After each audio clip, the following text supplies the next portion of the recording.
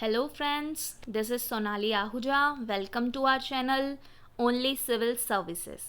As you know, हम एक new series start कर रहे हैं दैट इज़ जनरल साइंस. इसका इंट्रोडक्टरी सेशन मैं आपको बता चुकी हूँ. प्रीवियस वीडियो में हमने डिस्कस किया था कि जनरल साइंस में हम कौन कौन से सब्जेक्ट्स और किस किस टॉपिक को पढ़ेंगे. उसमें मैंने आपको बताया था कि जो हमारा सबसे ज़्यादा वेटेज होता है जनरल साइंस में बायोलॉजी से होता है, इसलिए हम जो फर्स्ट हमारा स्टार्ट कर रहे हैं subject that is biology. Biology के क्या क्या टॉपिक्स हम पढ़ेंगे, उसमें क्या क्या होता है, सब डिटेल्स मैंने आपसे अपने इंट्रोडक्टरी सेशन में डिस्कस किए थे.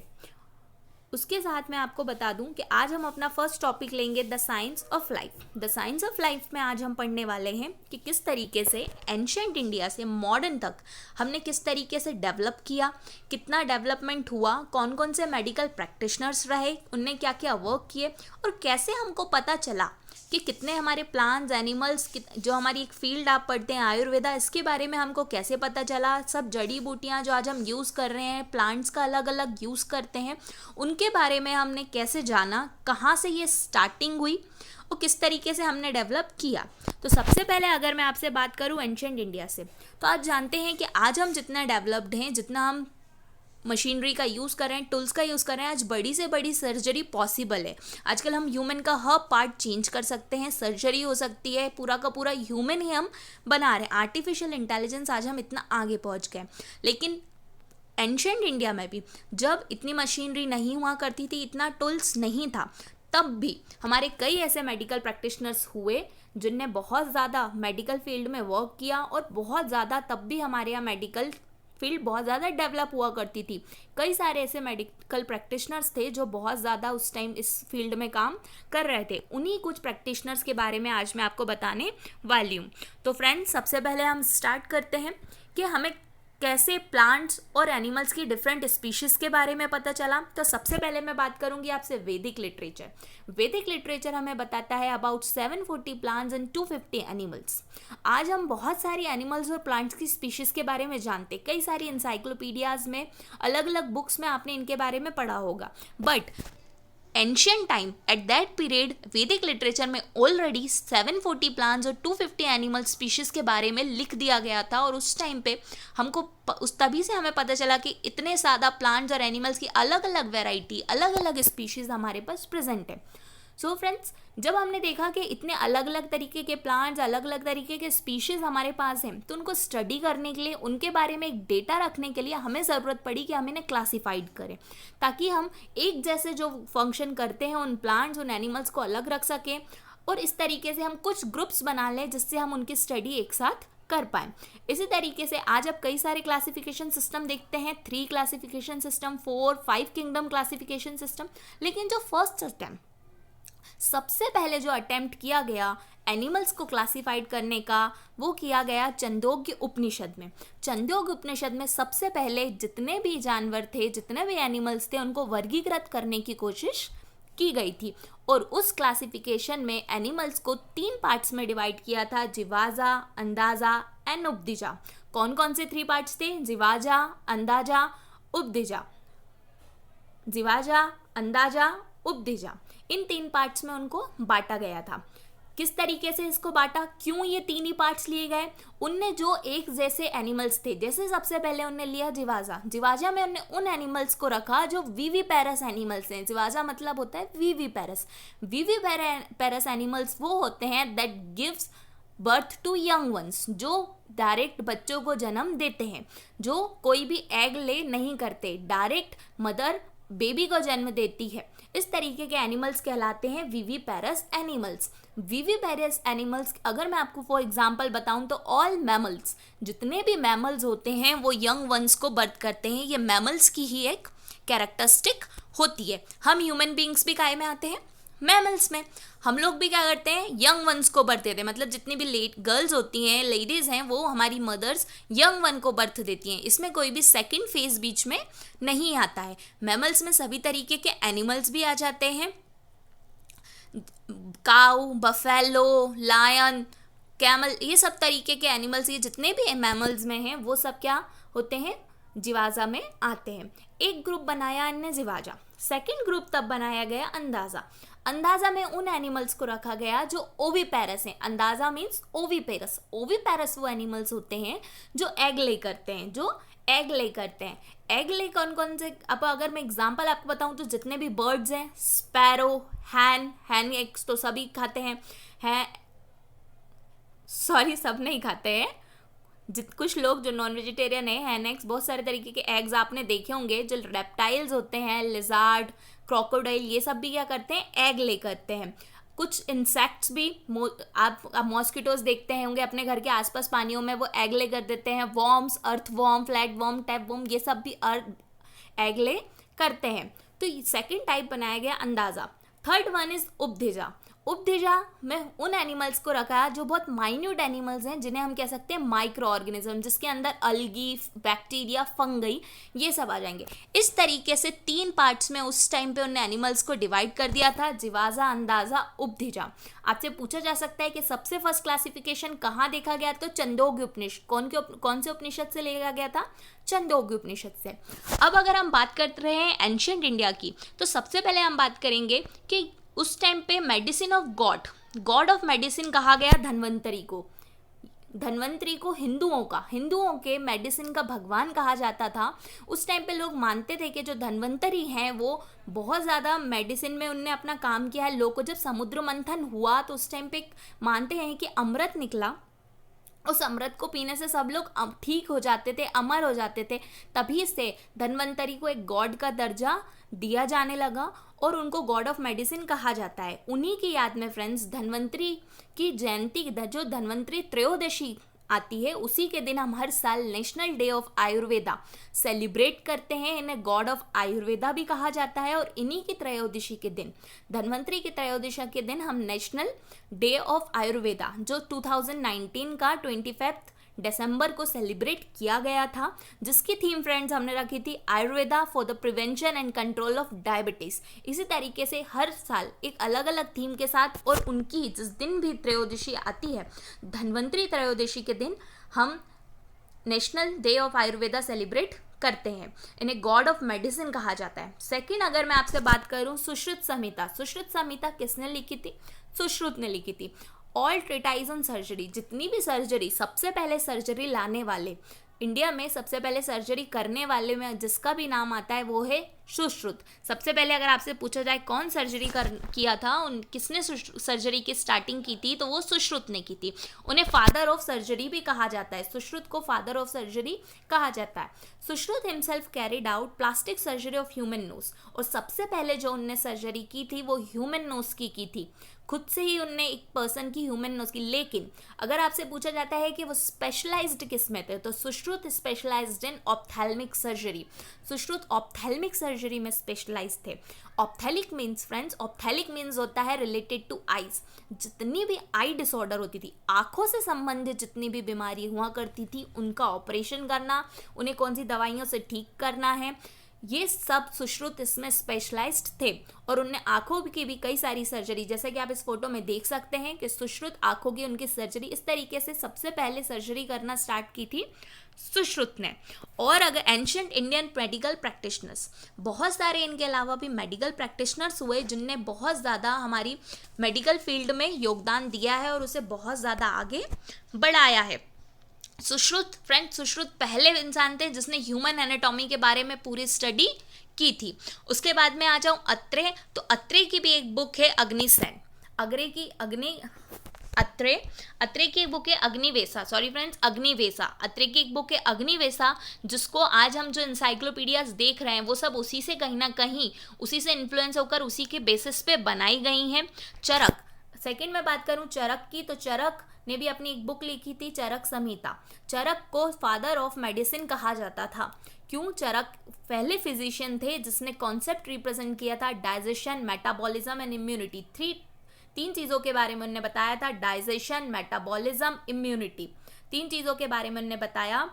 उनने अपनी बुक में लिखा था कि 3 दोषों के बारे में उन्होंने बात करी थी कि ये 3 दोष अगर सही से फंक्शन करते हैं हमारी बॉडी में, तो हमारी बॉडी का डाइजेशन, मेटाबॉलिज्म, इम्यूनिटी बिल्कुल ठीक रहता है। लेकिन अगर किसी भी तरह की कोई भी गड़बड़ इन 3 दोषों में होती है तो हमारी बॉडी का डाइजेशन और मेटाबॉलिज्म बिगड़ जाएगा, मतलब हमारी बॉडी की जितने भी फंक्शंस हैं वो सही से वर्क नहीं करेंगे, जिसकी वजह से हमारी इम्यूनिटी वीक हो जाएगी।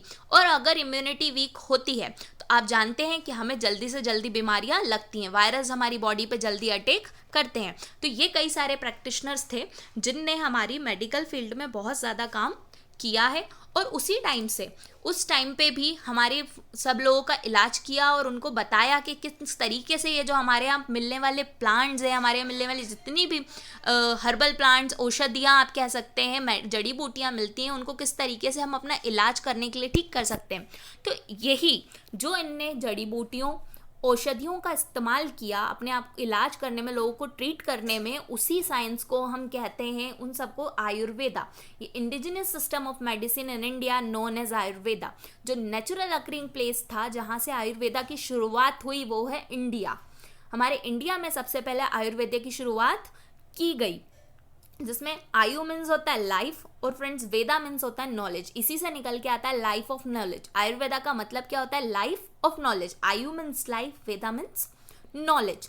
मतलब इस पूरे आयुर्वेदा में हम लाइफ के बारे में नॉलेज लेते हैं कि किस तरीके से हमारा बॉडी प्रॉपर फंक्शन कर सकता है। इसमें कई तरीके से योगायाम, प्राणायाम, कई सारी अलग अलग औषधियों, आप देखते हैं आजकल आप जाओगे तो आपको काढ़ा मिलेगा, कई अलग अलग औषधियाँ लेकर हम किस तरीके से अपनी बॉडी को ठीक रख सकते हैं, ये आयुर्वेदा हमें सिखाता है। और फ्रेंड्स आज भी अगर आप माने तो जो सबसे अच्छा ट्रीटमेंट, सबसे अच्छा जो हमें मिल सकता है अगर हम अपनी बॉडी को बिल्कुल फिट, इस पॉल्यूशन जो हमारे यहाँ इतना हो रहा है, जो हमारी लाइफ डिसबैलेंस हो रही है, उसके लिए सबसे बेस्ट आयुर्वेदा आज भी है। और यही सबसे पहले से हमारे इंडिया में चला आ रहा है।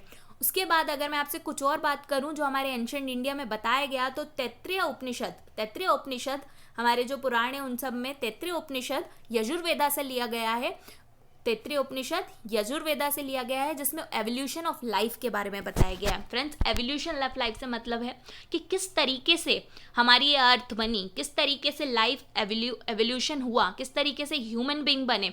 तो इन्हें पहले लोग ये माना करते थे फ्रेंड्स कि जितनी भी चीज़ें हैं वो नॉन लिविंग थिंग से बनी है। मतलब अगर कोई लिविंग थिंग बनी है ना, तो वो नॉन लिविंग थिंग से बनी है। मतलब अगर मैं कोई ब्रेड का टुकड़ा आप कहीं पर रख दो और उसे एक चूहा उठाकर ले जाए, तो लोग ये मान लिया करते थे कि इस ब्रेड से चूहा बन गया। ये बहुत पहले की थ्योरी है फ्रेंड्स, है ना। लेकिन जो यजुर्वेद में हमारी तैत्तिरीय उपनिषद में सबसे पहले उनने evolution of life to space के बारे में बात करी। कई सारी ऐसे बात बताई कि किस तरीके से इस स्पेस से एवोल्यूशन हुआ लाइफ का। कई थ्योरीज आपने पढ़ी होंगी जिसमें ये बताया गया है कि पहले सब जगह पानी हुआ करता होगा, आग हुआ करता होगा। उस आग और पानी में जब टेम्परेचर और प्रेशर बहुत ज़्यादा बढ़ा तो वो चेंज हुआ, अलग अलग नदी बनी, पहाड़ बने, हमारी पूरा अलग अलग प्लैनेट्स बने, हमारा अर्थ इस तरीके से डेवलप हुआ होगा। इसी एवोल्यूशन ऑफ लाइफ की बात सबसे पहले किस में की गई थी? तैत्तिरीय उपनिषद में की गई थी। उसके बाद इसको प्रोपाउंडेड करने वाला एक और हमारा उपनिषद आया, मनु संहिता। एक और बुक में इसके बारे में बताया गया, मनु संहिता। इसको प्रतिपादित, एवोल्यूशन को प्रतिपादित करने वाला कौन सा था? मनुस्मृति और मनु संहिता, हम इसे दोनों कह सकते हैं। तो इतनी बातें हम एंशिएंट के बारे में कर सकते हैं कि हमारी एंशिएंट इंडिया हिस्ट्री से हमें इतनी चीज़ों के बारे में पता चलता है कि किस तरीके से कौन कौन से मेडिकल प्रैक्टिशनर्स पहले हुआ करते थे, किस किस ने क्या काम किया है, कौन फादर ऑफ सर्जरी है, कौन फादर ऑफ मेडिसिन है, कौन फादर गॉड ऑफ मेडिसिन है। तो फ्रेंड्स ये सब आपको बहुत अच्छे से याद रखना है, ये 1 लाइनर क्वेश्चंस में आपसे पूछा जाता है। अब मैं आपसे बात करती हूँ आज के टाइम पे। आज जो हमारी बायोलॉजी है, आप लोग जानते हैं biology, bio means living life और लॉजी मीन्स स्टडी। हमें जब भी किसी चीज़ की स्टडी करनी होती है तो हम उसके लिए लॉजी वर्ड का यूज़ करते हैं। इस लॉजी वर्ड का मतलब होता है स्टडी। बायोलॉजी तो स्टडी ऑफ लाइफ, जूलॉजी तो study of animals, botany study of plants. इस तरीके से लॉजी वर्ड का यूज स्टडी को बताने के लिए किया जाता है। बायोलॉजी एक ग्रीक वर्ड है, एक ग्रीक लैंग्वेज से लिया गया एक वर्ड है बायोलॉजी, जिसमें बायो मतलब है लिविंग लाइफ और लॉजी मतलब है स्टडी। इसमें स्टडी की गई। जो फादर ऑफ बायोलॉजी है वो है एरिस्टोटल।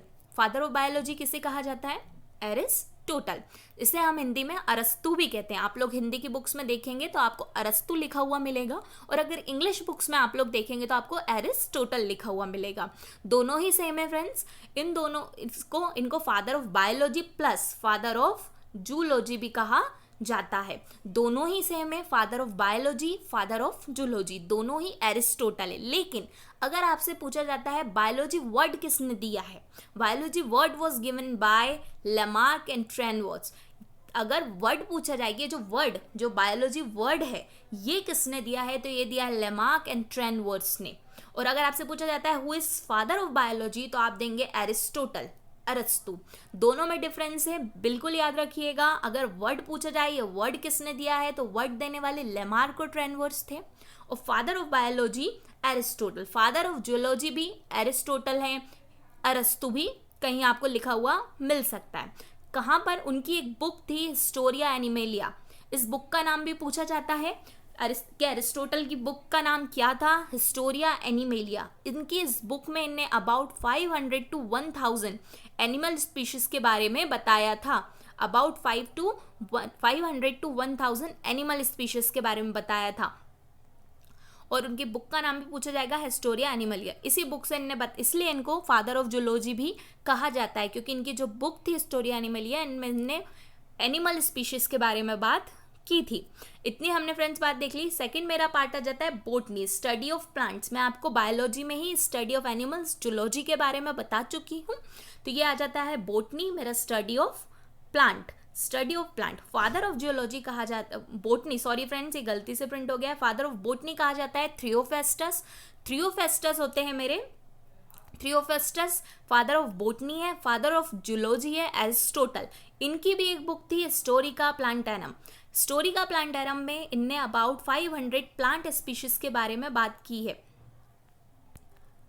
अबाउट 500 प्लांट स्पीशीज के बारे में इनने अपनी बुक हिस्टोरिया प्लांटेनम में बताया था, और किस किस तरीके से उनके क्या क्या यूजेस है ये सब भी इनने अपनी बुक में बताया हुआ है।